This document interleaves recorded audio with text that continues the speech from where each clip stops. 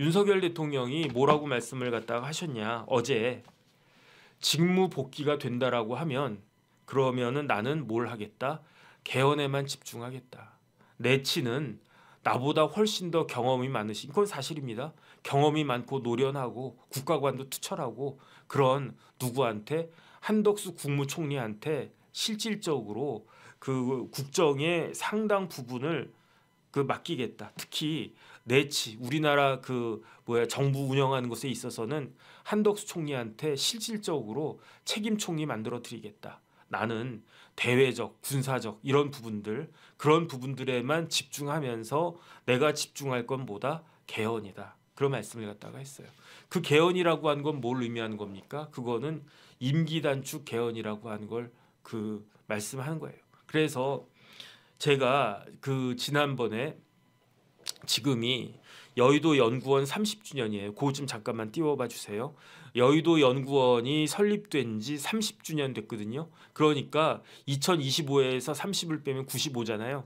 1995년에 여의도 연구원이 그때는 여의도 연구소였는데 대한민국 정당 사상 최초로 싱크탱크가 만들어진 거예요. 그 여의도 연구원 30주년 토론회가 있었는데 제가 거기에 발제자는 아니고 토론자로 나갔어요. 그 발제자는 홍익대의 장용근 교수가 발제를 갖다가 했고 저는 토론자로 나가가지고 저렇게 졸기도 하고 그랬는데 그때 제가 뭐라고 말씀을 갖다가 드렸느냐. 이때는 대통령 어제 말씀하기 전이었죠. 그랬는데 저는 개념이 없잖아요. 누구 이렇게 눈치 보고 그런 걸 못 하잖아요. 그러니까 저는 그냥 하고 싶은 대로 그냥 이야기를 갖다가 했어요. 그래가지고 이게 제가 그냥 쓴 토론문 그냥 제가 여기 이렇게 써가지고 내가지고 그게 책자로 만들어졌는데 그 책자 제가 안 갖고 왔거든요. 그래가지고 저는 뭐라고 이야기했느냐. 결론이 지금 제가 드린 말씀하고 똑같은 말씀을 갖다가 드렸어요. 어떻게 말씀을 갖다가 드렸느냐. 지금 우리나라는 어떻게 해야 된다? 우리나라는 개헌해야 된다. 그래서 제가 그런 말씀을 갖다가 딱 드렸더니 어떤 사람이 저 새끼가 말이 되냐? 대통령님이 들어와 오셨는데 무슨 임기 단축 개헌이냐? 그렇게 이야기하고 비판하시는 분들도 있던데 맞는 말씀일 수도 있어요. 하지만 나는 그렇게 생각한다니까. 그런 생각 할 수도 없나? 대한민국 헌법은요. 87년에 최종적으로 개헌이 됐어요. 제가 87년에 86학번이니까 대학교 2학년이었어요. 87년이 진짜 생각해보면 혼돈의 연속이었어요. 박종철 열사가 그때 턱하고 치니까 억하고 죽었다고 그랬고 그리고 난 다음에 6월 달에 어마어마한 시위들이 있어가지고 그때 누가 또 사망을 했습니까? 저와 똑같은 86학번 연대의 이한열이 그때 사망을 했어요. 그때 이제 세상을 떴어요. 그리고 나니까 어떤 선언이 났습니까? 노태우 나중에 대통령 되죠. 노태우 후보가 6.29 선언을 하고 그 6.29 선언에 따라서 전두환 대통령이 헌법을 개헌하겠다고 했어요. 직선제를 갖다 넣었어요.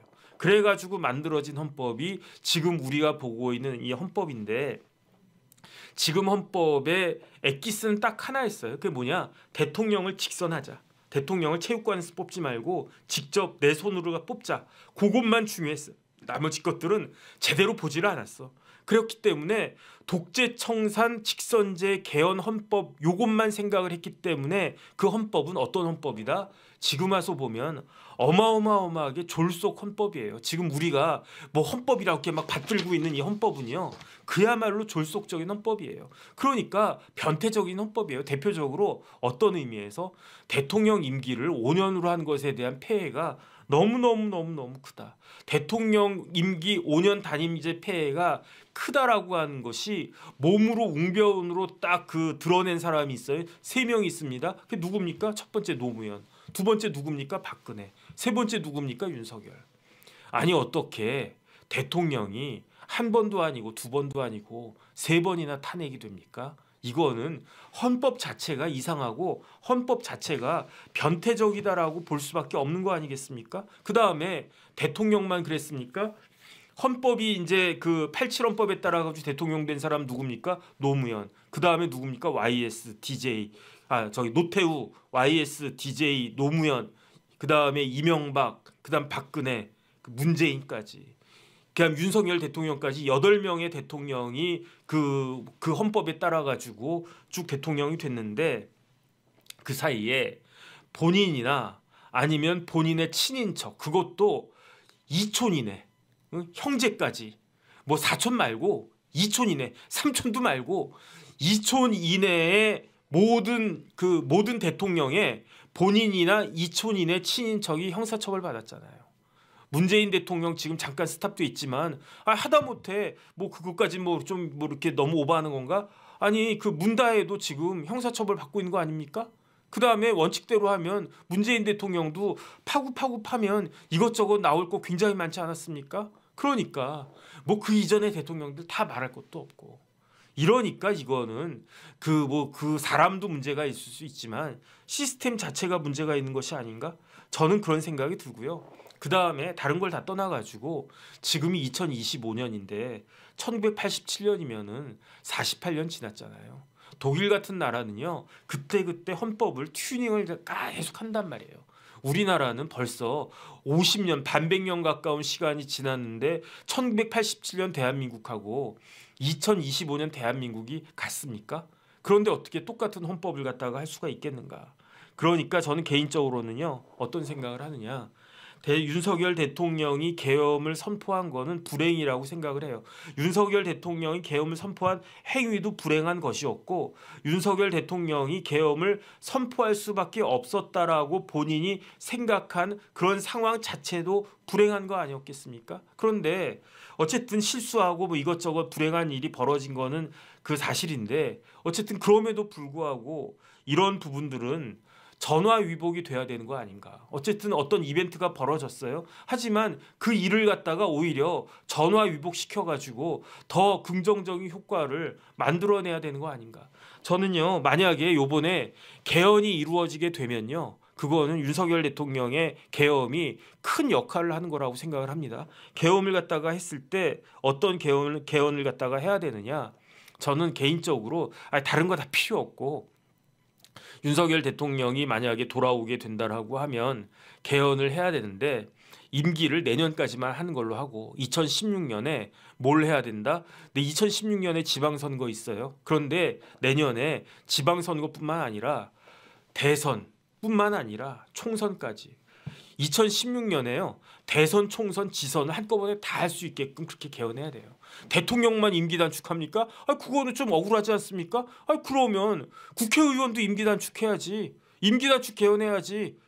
그러니까 그래야지 나중에 뭐 국회의원들이 나 서울시장 한다라고 하면서 뭐 중간에 뭐 국회의원 그만두고 뭐 시장 나오네 마네 이런 일도 없어지지 않겠습니까?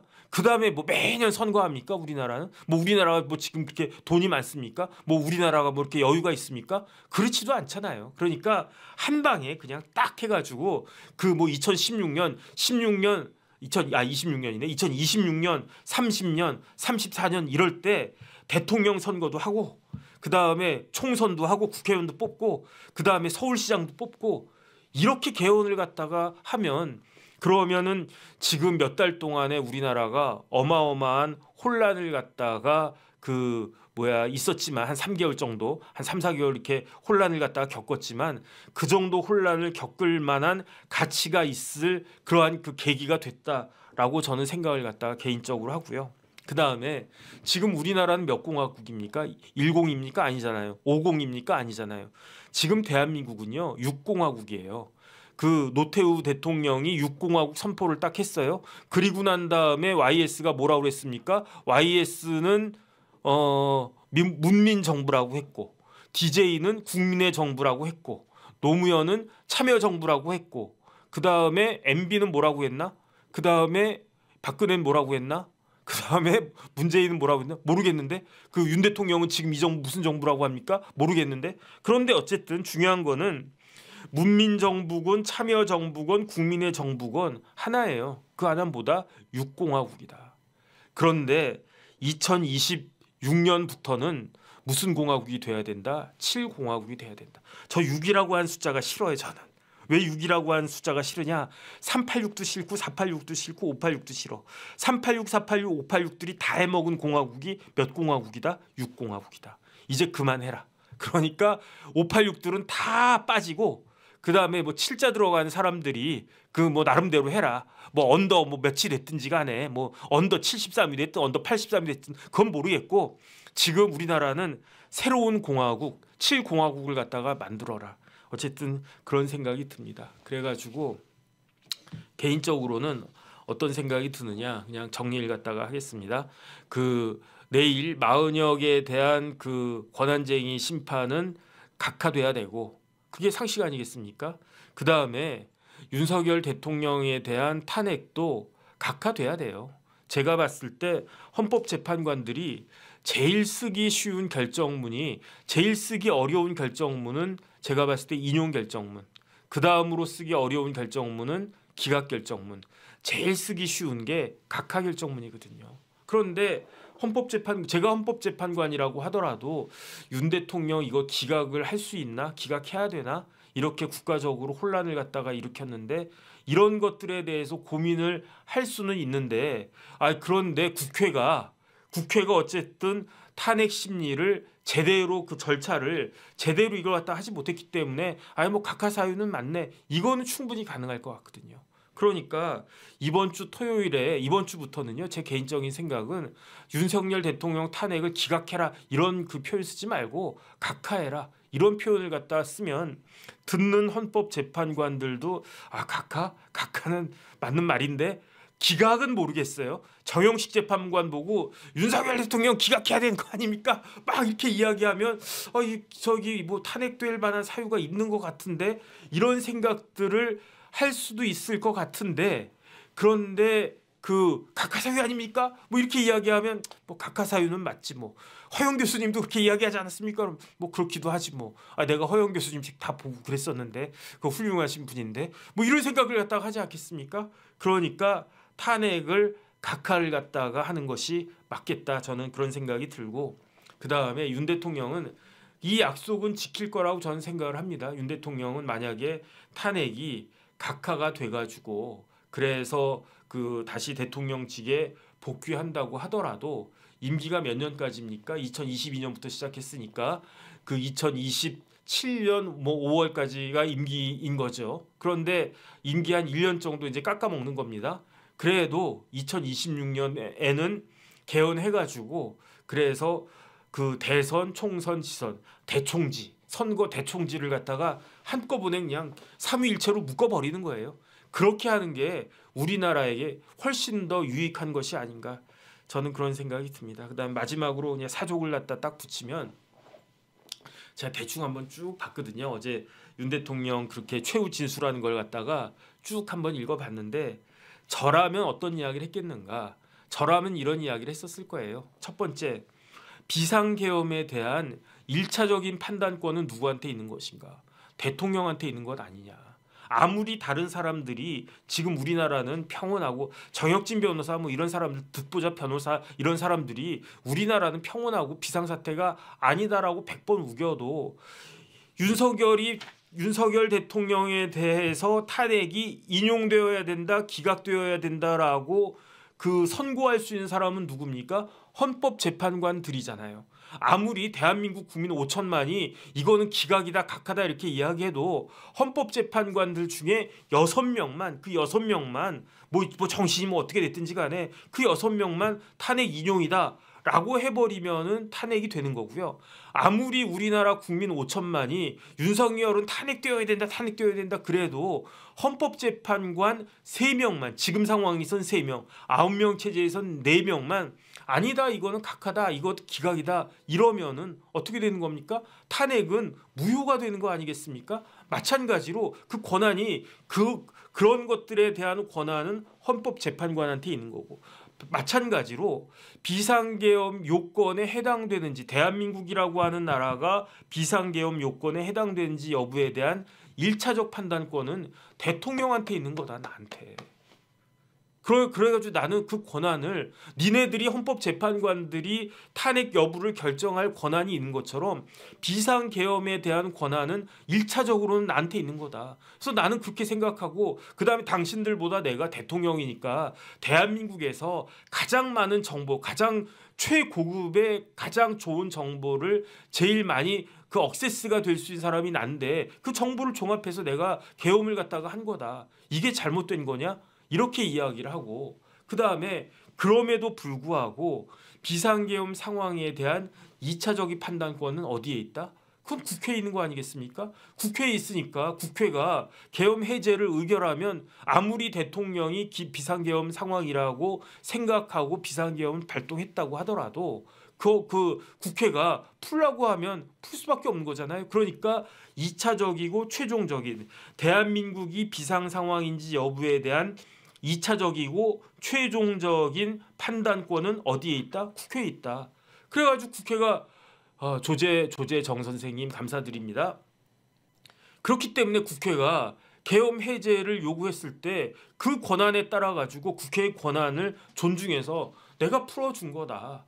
그러면은 이런 것들이 중요하지. 국무회의 심의가 어땠네 뭐 저땠네. 심의는 의결하고 다른 거거든요. 심의는요 그냥 이야기를 듣는 게 심의고 의결은 땅땅땅 해가지고 뭐 과반수냐 아니냐 그런 걸 따지는 건 그건 의결이고 심의는 어드바이스 하는 거 아니겠습니까? 뭐 저한테 오늘 점심 뭐 먹을까요? 그러면 어떤 사람은 저한테 그 정 변호사님 뭐 삼계탕 드세요. 어떤 사람 그래도 몸 생각해가지고 샐러드 드세요. 그래도 뭐 알았습니다. 이렇게 다 들어요. 그냥 다 들어. 그런 다음에 저는 뭘 갖다 선택하겠습니까? 그래도 남자는 탕수육이지 이러면서 탕수육 먹으면 그거 뭐 내가 잘못하는 겁니까? 그러면 그럴 거 못 알아들었니? 뭐 못 알아 그 이야기를 갖다가 들었니? 뭐 그렇게 이야기하면 뭐 그거 내 맘인 거지 뭐 그거 뭐 내가 뭐 거기에 뭐 따라야 되냐? 뭐 이렇게 이야기하면 되는 거니까. 중요한 건 그거였는데 그냥 그런 부분들은 좀 빠진 것이 제가 봤을 때 조금 아쉽다. 어쨌든 그런 생각이 들고요. 그 다음에 지금부터예요. 제가 봤을 때. 지금 4명의 헌법재판관 마음은 돌처럼 딱딱하게 굳어가지고 바뀔 수가 없어요. 그런데 4명의 헌법재판관은 손종욱 선생님 감사합니다. 후배인지 모르겠네. 제 후배 중에 친한 후배 중에 손종욱이가 있는데 어쨌든 감사합니다. 4명의 마음은 돌처럼 굳어 있어요. 바뀌지가 않아요. 그런데 4명의 마음은 제가 봤을 때 왔다 갔다 할 거예요. 그렇기 때문에 3.1절이 중요하다. 그래서 이번 3월 1일에 그 국민들의 민심이 어떤 것인지가 만약에 보여지게 되면 그러면은 헌법재판관들이 4명 말고 나머지 4명의 헌법재판관들이 상당히 영향을 받을 수도 있을 것이다. 저는 그런 생각이 듭니다. 그래서 어쨌든 이번 3.1절을 다른 의미의 3.1절로 만드는 것이 필요할 수 있겠다. 필요하지 않을까. 저는 개인적으로 그런 생각을 합니다.